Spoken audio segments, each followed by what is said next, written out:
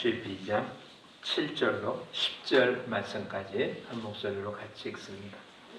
여러 계시를 받은 것이 지극히 크므로 너무 자만하지 않게 하시려고 내 육체에 가시 곧 사탄의 사자를 주셨으니 이는 나를 쳐서 너무 자만하지 않게 하려 하심이라.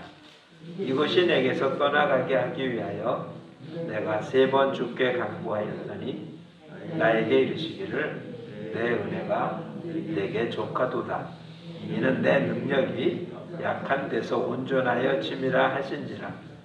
그러므로 도리어 크게 기뻐하므로 나의 여러 약한 것들에 대하여 자랑하니 이는 그리스도의 능력이 내게 머물게 하려 함이라.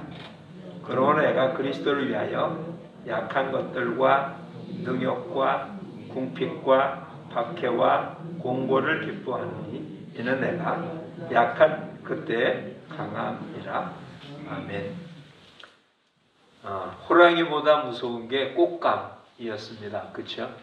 호랑이 온다고 해도 울던 아이가 그치지 않는데 꽃감 준다니까 울음을 그쳐서 호랑이보다 무서운 게 꽃감이라고.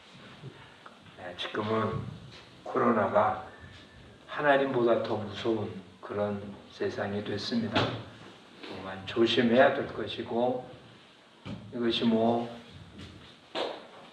글쎄요, 치사율이 이렇게 높진 않아서라 할지라도 다른 사람에게 전염되어지고 그렇게 되어지면 그것이 오랫동안 폐쇄되어야 되는 피해를 주기 때문에 정말 조심해야 될 것이면 틀림이 없지만 두려워해야 될 것은 아닌 것 같아요.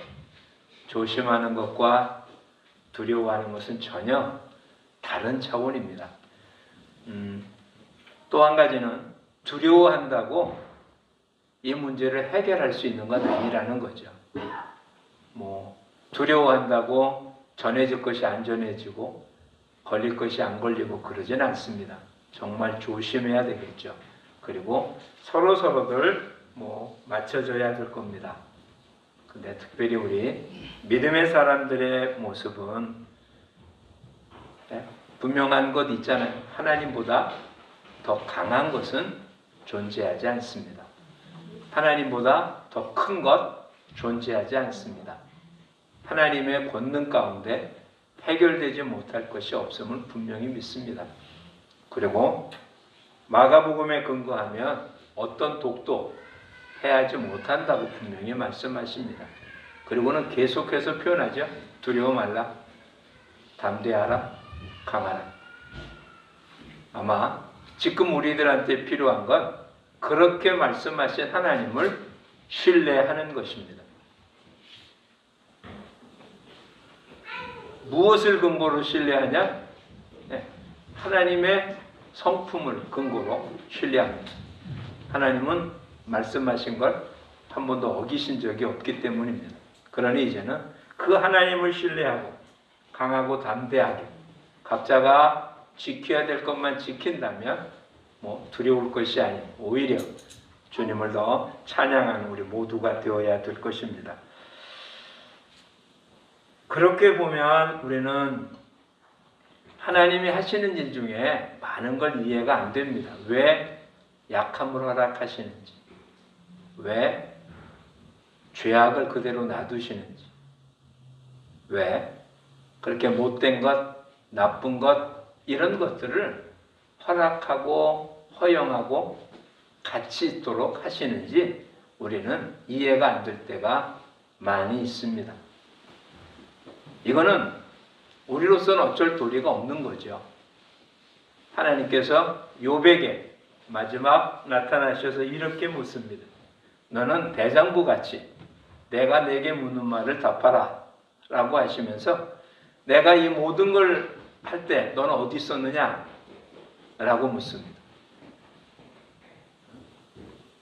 하늘에 그런 우박창고가 있거나 이런 것을 너가 아느냐?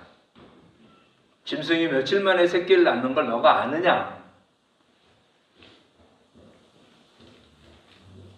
다시 얘기하면 하나님 우리한테 모든 걸 다 이야기할 수 없다는 거죠. 왜냐하면 우리가 그걸 들어도 이해할 수 없기 때문에 우리가 알 수 있는 양은 한정되어 있고 하나님은 무한하십니다. 그러니 우리가 하나님을 안다는 건 하나님이 우리한테 보여준 것 이상은 알 수가 없습니다. 근데 우리는 이걸 모두 다 알고 있는 것처럼, 알지 않으면 안 되는 것처럼 그렇게 생각해서 문제가 생깁니다. 우리한테 어떤 일들이 있는 것 우리는 이해가 안 됩니다. 그게 당연한 거라고 생각하셔야 됩니다. 우리가 보고 느낀 것은 소경이 코끼리 만지기입니다. 내가 만진 것 그것만 아는 거지 그게 전부 다는 아닌 겁니다. 그러니 내가 알고 있는 게 전부 다인 것처럼 다른 사람한테 주장하거나 다른 사람이 얘기하는 걸 내가 아는 것과 다르다고 거절하고 부인하는 것은 잘못된 것임에 틀림이 없죠. 어느 게 맞는지 명확하게 모릅니다. 그러나 좀 더 폭넓게 볼 필요가 있습니다. 오늘 우리가 잘 아는 사도 바울의 경험 가운데 나타난 모습입니다. 사도 바울은 사도행전에 근거하면 하나님께서 예수님을 통해 하신 사역을 그대로 그냥 똑같이 재현한 두 분 중에 하나입니다. 사도행전의 전반부에는 베드로 사도를 통해서 예수님이 하셨던 것과 같은 일을 반복을 합니다. 그래서 병자를 고치고 죽은 자도 살립니다. 사도행전 후반부에는 사도 바울이 같은 일을 합니다. 그의 그림자만 밟아도 병에서 낫고 죽은 유두고를 살리기도 합니다. 예수님이 하셨던 일과 똑같은 일을 하면서 이게 말씀을 전하는 그 말씀의 주인이신 예수 그리스도 하나님을 증거하는 도구로 사용하셨습니다. 그런 바울이 오늘 본문에 의하면 육체의 가시, 사탄의 사자를 주셔서 고통스러워하는 모습을 봅니다. 이게 상식적으로 이해가 됩니까? 베드로나 바울의 경우 베드로가 갖고 있어도 손수건만 갖고 있어도 병에서 낫고 그의 그림자만 밟아도 병에서 낫고 한 이런 기적을 일으켰던 이들이 본인의 이게 지금 육체의 가시가 무엇인지를 명확하게 모릅니다. 안질이라고 표현하는 사람도 있고 뭐 다른 자료가 없기 때문에 알 수 없지만 육체의 가시라고 되어 있으니까 분명 육체적인 어떤 아픔이었을 겁니다. 근데 이것이 8절에 의하면 3번씩이나 하나님 앞에 기도했는데 낫지 않습니다. 그것도 뭐 단순하게 어떤 사고나 질병이 아닌 7절에 분명히 뭐라고요? 육체의 가시 뭐라고 표현하고 있습니까? 사단의 사자. 사도 바울의 고백에 의하면 지금 사도 바울의 육신에 나타난 모습이 사탄이 준 거라는 거잖아요. 근데 하나님께서 바울이 기도했는데도 불구하고 그것을 몰아내지 않는다. 그냥 갖고 있어라. 이런 얘기잖아요. 오늘 저와 여러분의 삶 속에 이해할 수는 없지만 우리의 삶에 이런 가시가 있다는 사실은 분명히 인정합니다. 그렇죠? 완전한 사람이 아무도 없습니다.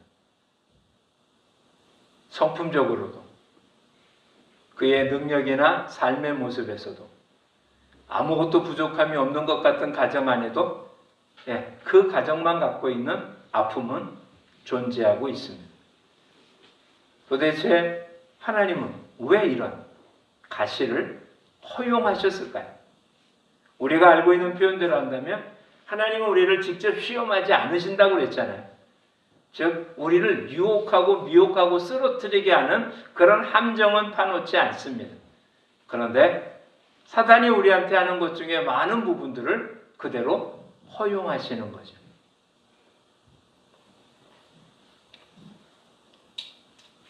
뱀이 하와를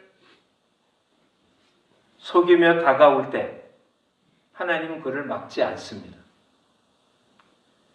하와가 먹은 그 선악을 알게 하는 나무 열매를 아담에게 줬을 때 하나님은 그것을 막지 않습니다. 막을 수 있었잖아요. 근데 막지 않습니다. 사단이 개입하는 일을 하나님 허용하신 것입니다. 참새 한 마리도 하나님 허용하지 않으면 땅에 떨어지지 않듯이 이 땅에 사단이 하는 일조차도 하나님 시켜서 하는 일은 아니라도 그들이 하는 중에 많은 부분은 하나님이 그냥 허용하시기 때문에 가능한 것입니다. 그러니 오늘 인생 가운데 나타나는 가시들, 그 시작은 어딘지 모르겠습니다. 어떤 경우는 우리의 연약함 때문에 저지르는 죄악이 우리한테 가시가 되어질 수 있습니다. 그렇죠? 율법을 어기면 하나님의 징계가 있게 되고 그 징계는 우리의 삶 속에 여러 모습의 가시가 될 수 있을 겁니다. 우리가 살고 있는 이 삶 속에서는 비교 대상의 모습이니까 태어날 때부터 누군가에 비해서는 가시와 같은 역할을 있는 모습이 있을 겁니다. 뛰어난 재능은 있는데 아주 연약한 육체를 갖고 있는, 반대로 누구보다 강한 육체를 갖고 있는데 지능은 떨어진, 이건 본인이 선택한 모습이 아니잖아요. 이와 같은 모습들, 분명한 것 하나는 뭐냐 이거죠. 왜 가시를 허용하셨냐. 그러니 오늘 분명한 것 하나 알자고요. 우리 모두에게는 뭐가 있다고요? 하나님이 허용하신 가시가 존재한다. 이것을 이상하게 여기지 말자는 거죠. 야고보 사도는 뭐라고 표현했습니까? 우리한테 다가오는 불시험을 이상한 일 당한 것처럼 여기지 말아라. 표현이 조금 다를 뿐에 가시는 그냥 나타난 현상이지만 그것이 다가오는 모습을 야고보 사도는 뭐라고 그래? 불시험이라고. 근데 그것이 이상한 일 아니라고요. 나에게만 나타나는 독특한 일이 아니고 하나님의 사람에게는 그냥 인생 가운데 있는 그런 일이고, 오히려 그런 일을 통해서 하나님은 선한 열매를 얻게 하십니다. 조기 안에 들어가 있는 모래가 진주로 바뀌는 것, 분명히 그 모래는 가시잖아요. 근데 조기 안에 들어갔던 모든 모래가 진주로 바뀌냐? 그러진 않습니다. 어떤 조개는 그 모래 때문에 염증이 생기고 끝내는 거기에서 그것 때문에 죽게 되어질 겁니다. 괴사가 일어나겠죠. 근데 어떤 조개는 오히려 그 모래로 인하여 진주를 만들어내기도 합니다. 마찬가지죠. 하나님이 가시를 허용하셨는데 그 가시를 대하는 태도에 따라서 그것이 진주로 바뀌기도 하고 그것이 죽음에 이르게 되기도 합니다. 그러니 오늘 분명한 것 하나 잡고 가시가 없는 인생은 없습니다. 그 가시가 어디서부터 온 건지 모르겠습니다. 오늘 바울이 이야기하는 것처럼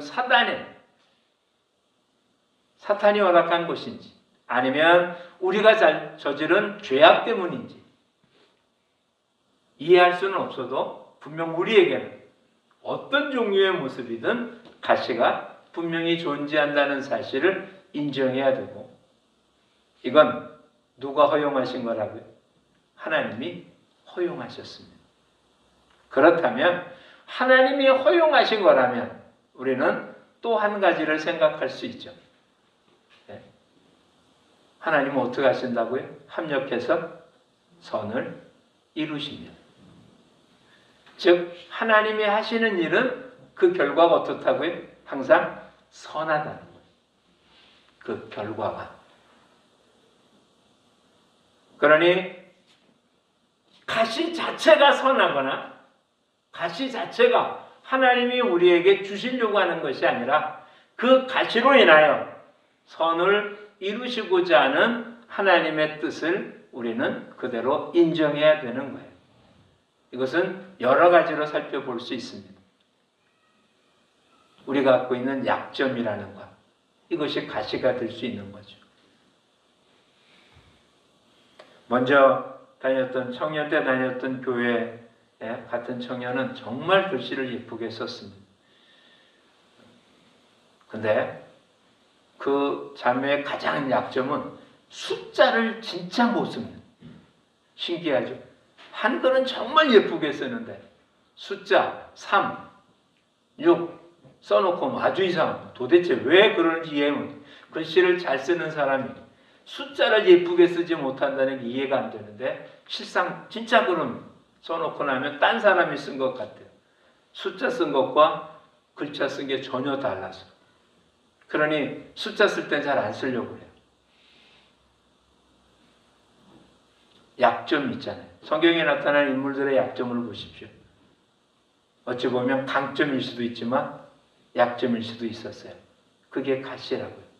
근데 오늘 이것을 위해서 기도했는데도 하나님께서 그 기도를 듣지 않습니다. 그리고는 두 가지의 모습을 주잖아요. 우리한테도 똑같습니다. 우리한테 가시를 허용하시는 하나님의 뜻은 우선 7절 하반절에 뭐라고요? 그런 가시가 내 안에 있게 된 이 모습은 7절 하반절 나를 쳐서 너무 자만하지 않게 하려 하심이라. 교만하지 않도록 하나님은 가시를 그냥 허용하신다는 거죠. 다시 얘기하면 바울은 적는 자가 아니에요. 그는 다른 사람의 질병을 고치고 엄청난 이적과 기적을 행한 놀라운 모습이긴 하지만 자기 몸 안에 있는 질병 하나 고칠 수 없는 연약한 자라는 사실을 스스로 인정해야 되고 다른 사람이 볼 때도 그런 존재라는 사실을 자기는 허락하고 허용하고 드러내야 되는 존재라는 사실이에요. 성경에 나타난 모습 중에 하나님이 가장 미워하는 것 중에 하나가 뭐였습니까? 교만입니다. 그런데 교만할 수 있는 근거는 뭡니까? 능력입니다. 능력 없는 자가 교만하겠어요? 그렇진 않죠. 근데 그 능력은 다 누가 준 겁니까? 하나님이 준 거잖아요. 하나님이 주신 능력으로 하나님을 영화롭게 하면 아무런 상관이 없습니다. 그런데 성경에 나타난 어떤 인물들도 그런 능력을 행한 뒤에 하나님께만 영광을 돌린 사람이 많지는 않습니다. 본인은 가만히 있는데 주변의 사람이 어떡할까요? 계속 부추깁니다. 이스라엘 역대 왕 중에 대부분이 가장 정점에 달했을 때 대부분 다. 그러니 하나님께서는 그런 교만하지 못하도록 만들어준 모습이 뭐다? 우리 인생 가운데 가시를 두어서 어느 한계가 넘어가면 그 가시가, 다시 얘기하면 하나님께서 우리에게 허락하신 가시는 위험 신호를 알려주는 그런 신호등이죠. 자동차에 있는 계기판에 불이 들어오면 이상이 있다는 신호잖아요. 주유등이 들어옵니다. 기름이 떨어져 간다는 이야기죠.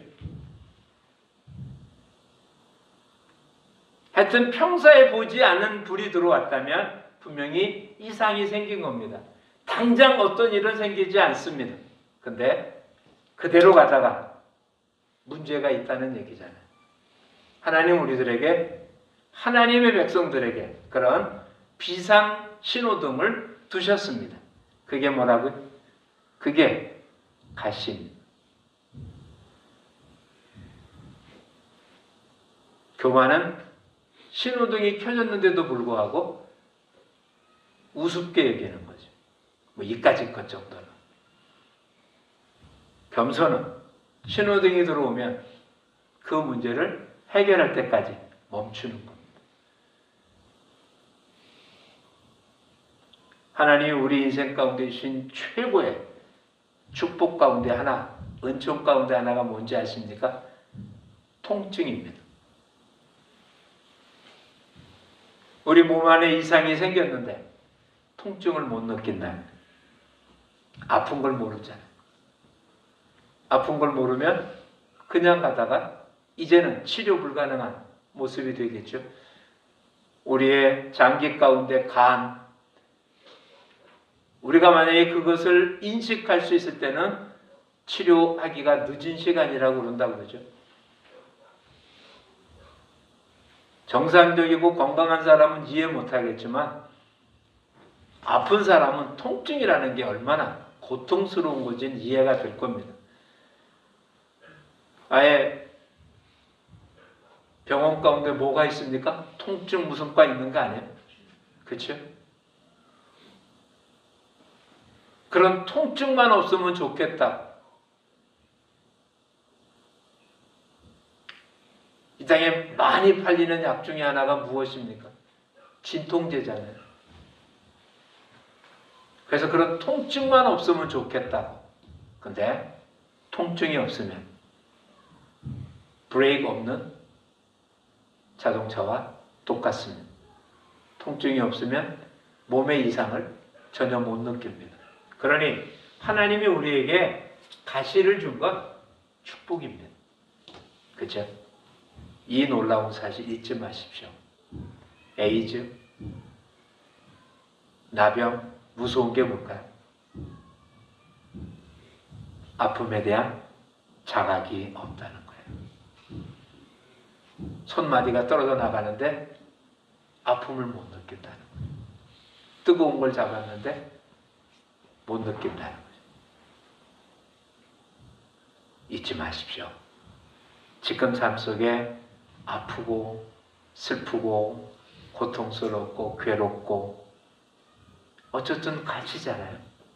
근데 그것이 하나님이 저와 여러분을 미워하고 정말 버리려고 주신 가시가 아니라 우리를 사랑해서 어느 범위 이상은 벗어나면 안 되기 때문에 그래서 허락하신 하나님의 축복의 선물이라는 사실을 잊지 마시기를 축원합니다. 사도 바울의 가시를 허락한 첫 번째 이유는 뭐라고요? 교만하지 않도록. 교만하지 않도록. 겸손하도록. 로마서 12장에 뭐라고 기록됐습니까? 믿음의 분량만큼 생각하래. 믿음의 분량만큼. 나한테 허락한 그 범위만큼만 행하면 아무런 문제가 없는데 그 범위를 벗어나려고 그러면 뭐한다? 하나님 신호등을 켜십니다. 비상등을 켜서 알려주십니다. 다시 표현해 보겠습니다. 몸에 가시가 있다고 항상 아픈 건 아닙니다. 근데 그 가시를 느낄 때는 문제가 있는 거죠. 여러 번 표현을 했습니다. 우리 평상시 눈이 있다는 걸 인식하고 살지 않습니다. 그렇죠? 입안에 있는 치아를 우리는 인식하고 살지 않습니다. 손, 발 마찬가지입니다. 근데 언제 인식됩니까? 아프면. 눈이 아파 보십시오. 그럼 온갖 눈밖에 없잖아요. 예? 이가 아파 보십시오. 잇몸이 아프면 모든 게 이만, 치아만 생각하지 딴 거 생각이 안 나잖아요. 그렇죠? 우리 몸에 가시가 있다고 문제가 생기는 게 아니고 문제가 생기면 가시가 발견되는 겁니다. 그게 발견될 때는 어떡하라고요? 치료하라고 준 거예요. 그 치료가 육신으로 나타난 모습으로 우리가 병원에 가듯이 그게 주님 앞에 무릎을 꿇라는 거죠. 그렇죠? 주님 앞에 내 자신이 연약한 존재라는 사실 인식하고 두 번째 9절 뭐라고 표현합니까? 3번씩이나 하나님 앞에 기도했더니 하나님의 대답이 뭐라고요? 내 은혜가 내게 족하다. 내 능력이 약한 데서 온전해진다. 자, 9절 말씀을 읽을 때는 대명사를 잘 보셔야 돼요. 나에게 이르시기를 나는 바울입니다. 내 은혜가 라고 할 때 내 은혜는 하나님이십니다. 내게 족하다. 이거 역시 바울입니다. 그러니까 하나님의 은혜가 바울에게 족하고 내 능력이 이거는 하나님입니다. 그렇죠? 하나님의 능력이 약한 데서 앞에도 뭔가 소유격이 붙어야 되지 않겠어요? 바울의 약한 데서 하나님의 능력이 어떻게 된다고요? 온전해진다. 이런 얘기입니다. 하나님이 우리에게 가시를 허락한 이유는 내 힘을 쓰지 말고 하나님의 능력을 쓰라라는 이야기입니다. 자, 그렇다면 무슨 신호등이 켜진 거라고요? 무슨 비상등이 켜졌습니까? 내 능력, 나를 너무 앞세웠다는 신호등이 켜진 거예요. 비상등. 내 삶 속에 아픔, 고통, 괴로움 이런 게 나타났다는 이유는 지금 뭐 갖고 일하려고 그랬다고요? 내 힘으로 일하려고 했기 때문에 신호등이 켜지고 그걸 내려놓으면 어떡하겠다고요? 하나님의 능력으로 쓰시겠다 이런 얘기죠. 그러니 지금 이 가시라고 하는 말을 우리가 이해하기 쉬운 말로 고쳐보겠습니다. 진통이라는 말로, 통증이라는 말로. 우리 인생 가운데 통증이 나타났을 때 통증의 원인이 따지려고 애쓰지 말고 첫 번째 생각할 게 뭐나? 이 통증의 원인은 왜 그랬다고요? 내가 주인이 돼서 통증이 생긴 거라는 거죠. 그러니 나를 내려놓고 하나님의 능력에 내 자신을 드리면 이 통증은 저절로 사라질 겁니다. 없어지진 않을 겁니다. 근데 통증은 가라앉고요. 하나님의 능력이 드러나게 될 것입니다. 자, 이게 지금 말은 편한 건데 실제로 한번 해볼까요? 사도 바울의 표현을 다시 한번 보시기 바라요. 10절에 뭐를 기뻐한다고요? 그리스도를 위하여 약한 것, 능욕, 궁핍, 박해, 공고. 이것 기뻐할 사람이 있습니까? 어찌 보면 우리가 신앙생활하는 가장 큰 이유는 이런 것에서 벗어나려고 하는 것 아닐까요? 질병에서 벗어나고 물질의 문제로부터 자유로워지고 속박당하는 것도 자유로워지고 그렇죠? 그런데 오히려 뭘 기뻐한다고요? 약한 것? 솔직해 보십시오. 약해지려고 신앙생활합니까? 약하기 때문에 신앙생활하는 건 분명하지만 약해지려고 신앙생활하는 건 아니잖아요. 근데 뭐가 강한 것입니까? 우리 힘이? 우리가 지식이 많아지면 강해질까요? 물질이 많아지면 강해질까요? 질병이 하나도 없으면 강해질까요? 물론 다른 사람과 비교했을 때 누구보다는 강해지고 나아질 수 있으면 틀림이 없겠지요. 근데 그것이 한계잖아요. 육은 영을 이길 수 없습니다. 그렇죠? 육은 영을 이길 수 없습니다. 육적인 것 아무리 많이 갖고 있어도 영적인 힘에는 아무런 힘도 발휘하지 못합니다. 그러니 우리가 생각하는 대부분의 힘은 육적인 거잖아요. 이 힘을 얻으려고 애쓰면 애쓸수록 오히려 우리 앞에 나타나는 건 뭐밖에 없다고요? 가시밖에 없다고. 이런 일 자체가 기쁜 건 아닙니다. 이렇게 궁핍하고 곤란당하는 게 기쁠 리가 있겠어요? 근데 오히려 이럴수록 누구를 의존하게 된다고요? 강한 하나님을 의존하게 돼서. 그게 힘이라고 표현하고 있는 겁니다. 주님은 저와 여러분에게 이런 비상등을 만들어 주셨습니다. 이런 비상등이 켜질 때 우리는 이 비상등을 끄는 방법은 힘을 모으는 게 아니라 오히려 힘을 빼는 겁니다. 다니엘서에 의하면 느부갓네살이 꿈을 꾸는 얘기가 2번 나옵니다. 첫 번째 꿈은 아예 꿈 내용조차도 기억 못하는 거였고 두 번째 꿈은 그렇지 않습니다. 꿈은 꿨는데 해석을 못한 걸 이제 다니엘이 해석해 줍니다.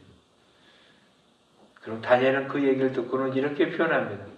이게 왕이 아닌 다른 사람에게 임했으면 좋겠다 라고 표현하면 지금이라도 겸손하게 하나님 앞에 서기를 원한다. 근데 그 얘기를 들은 뒤 얼마 뒤에 성 위에서 자기가 세운 모든 걸 바라보며 내가 이 모든 걸 등등 이 말이 끝나기 전에 그는 미쳐서 소처럼 풀을 뜯어먹는 생활을 6, 7년간 하게 됩니다.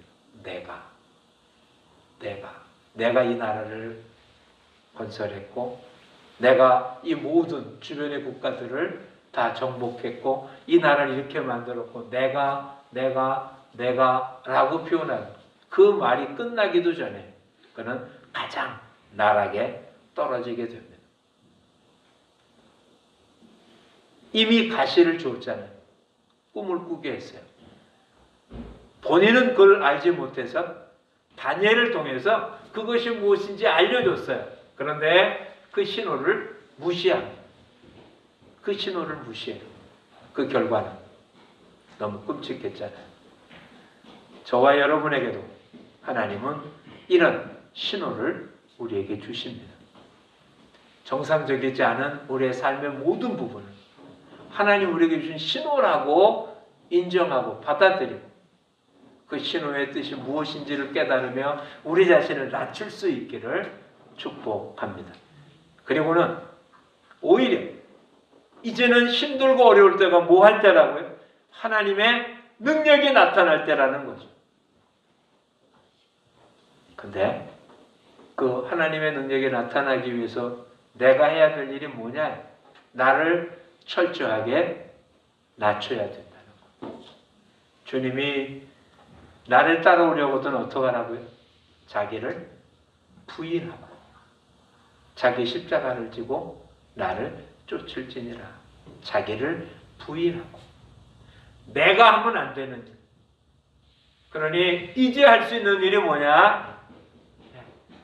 사도 바울의 고백처럼 이제는 내가 산 게 아니요 내 안에 그리스도가 산 거다. 이 얘기는 이렇게 표현하면 됩니다. 그냥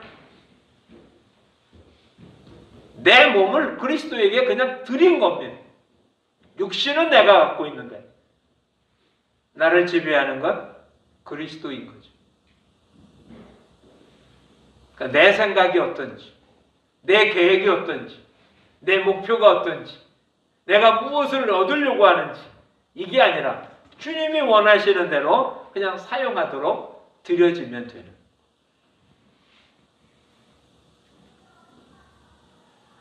대표적인 인물이 마리아입니다. 천사가 나타나서 표현하죠. 너는 아들을 낳을 거다. 무슨 소리입니까? 나는 남자를 알지 못합니다. 성령에 의해서 잉태됐고 임마누엘이라고. 그랬더니 마리아 뭐라고요? 주의 계집종이오니 주의 말씀대로 이루어지이다. 우린 결과까지 다 하니까 이 얘기가 별것 아닙니다. 근데 그 당시 처녀가 잉태하여 아들을 낳는다는 이야기는 매장되어지는 겁니다. 근데 하나님 말씀에 자기를 그냥 드리기로 하잖아요. 그렇죠? 주님이 지금 저와 여러분에게 요구하는 것입니다. 내 손을 좀 빌려달라. 내 머리를, 내 마음, 내 삶, 내 가정을 나한테 좀 맡겨라. 내가 사용하겠다라고 말씀하고 계시는 거거든요. 근데 우리는 분명히 주님께 맡깁니다. 어느 정도. 그 다음 우리가 힘을 얻어요. 주님이 주신 것 때문에. 권력도 얻게 되고 물질도 얻게 되고 어떤 위치에 서게 되고 그러면 주님의 말을 안 듣는 거죠. 내 힘. 그때 주님 뭘 하신다고요? 신호등을, 비상등을 켜십니다. 가시를 활용하신다.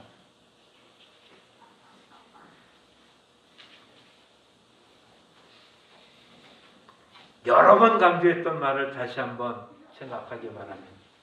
우리가 지옥 가는 이유는 뭐 때문이라고요? 회개하지 않기 때문입니다. 그럼 언제가 회개할 때입니까? 뭐 항상이긴 하겠지만 정말 회개하지 않으면 않을 때가 언제 됩니까? 비상등이 켜질 때입니다. 그렇죠? 비상등이 켜졌다는 얘기는 뭐 한 거라고요? 하나님보다 내가 앞에 섰다는 것을 보여주는 것입니다. 이건 기도해도 없어질 게 아닙니다. 그 비상등 하나님 없애지 않는다니까요. 그냥 우리를 낮추면 되는 거예요. 하나님께 맡기면 되는 겁니다. 그러니 이제 저와 여러분 코로나19라고 하는 것이 우리한테 참 아픔이긴 하지만 오히려 이것 때문에 정말 우리가 보잘것없는 존재라는 건 인식이 되잖아요. 달나라 가면 뭐 하겠습니까? 그렇죠? 그 바이러스 하나 치료약 벌써 10개월이 지나는 1년이 다 지나는데 백신도 언제 나올지 아직 모르고 실제로 사용했을 때 어떤 결과가 나타날지도 아직도 의심할 수밖에 없는 모습이 우리들의 현실입니다.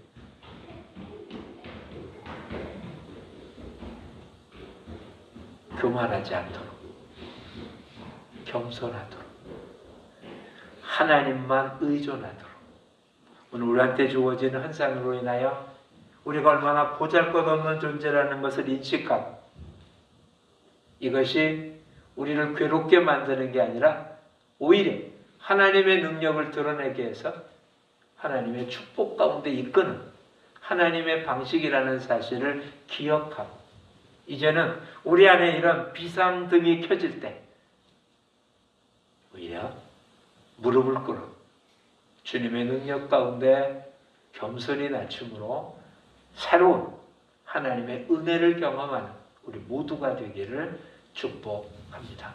이런 약점 때문에 주저앉는 게 아니라 오히려 나는 죽고 예수로 사는 그런 우리 모두가 되기를 축복합니다.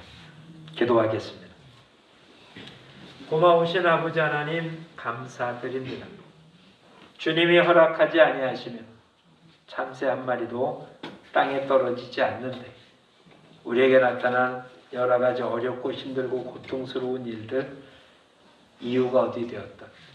하나님이 허용하신 가시드림을 다시 한번 깨닫고 하나님이 우리에게 허락하신 일 힘들고 아프고 고통스러울지 몰라도 반드시 선을 이루실 줄 믿기에 주님 이것도 기쁨으로 받음과 동시에 그 비상등 앞에 우리의 모든 걸 내려놓고 주님을 높이는 삶을 통해서 하나님 우리에게 허용하셨던 진정한 뜻이 이루어지는 우리 모두가 되게 하여 주옵소서.